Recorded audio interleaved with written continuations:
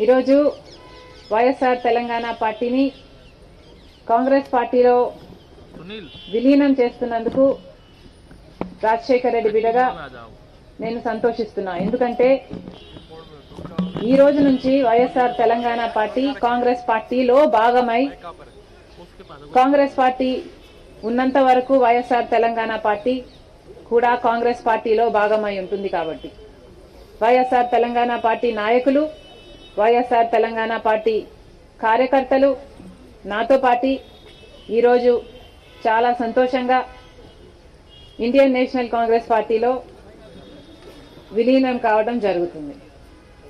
రాజశేఖర్ రెడ్డి గారు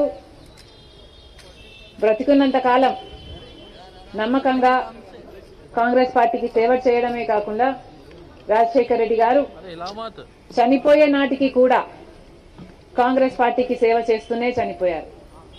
ఈరోజు రాజశేఖర్ రెడ్డి బిడ్డ కాంగ్రెస్ పార్టీలో చేరుతుంది అంటే రాజశేఖర్ రెడ్డి గారికి చాలా సంతోషం, చాలా గర్వం కలిగించే విషయం అని నేను నమ్ముతున్నా.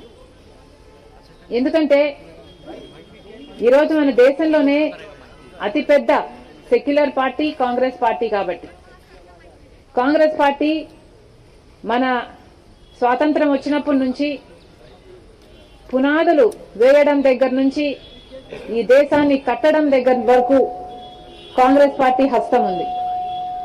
ప్రతి వర్గాన్ని కలుపుకుపోతూ, ప్రతి విశ్వాసానికి, ప్రతి ఫెయిత్కు నమ్మకం కలిగిస్తూ, ప్రతి సెక్షన్ ఆఫ్ ద సొసైటీలో కలుపుకుపోతూ ముందుకు వెళ్లిన పార్టీ కాంగ్రెస్ పార్టీ.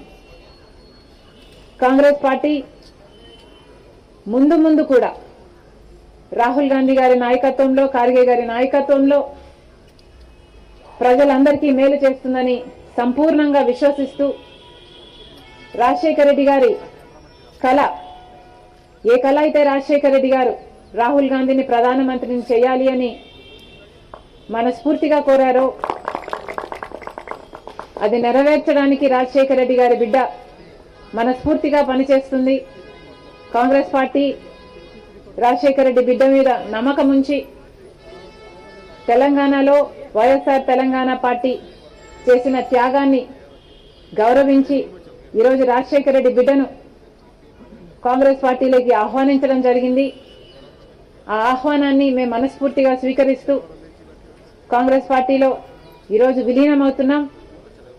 ఈరోజు నుంచి కాంగ్రెస్ పార్టీ ఏ బాధ్యత మా మీద ఉంచినా ఆ బాధ్యతను విశ్వాసంతో సంపూర్ణంగా నెరవేర్స్తామని నాతో పాటు వైఎస్ఆర్ తెలంగాణ పార్టీ నాయకులందరూ కూడా మనస్ఫూర్తిగా మాటిస్తున్నాం.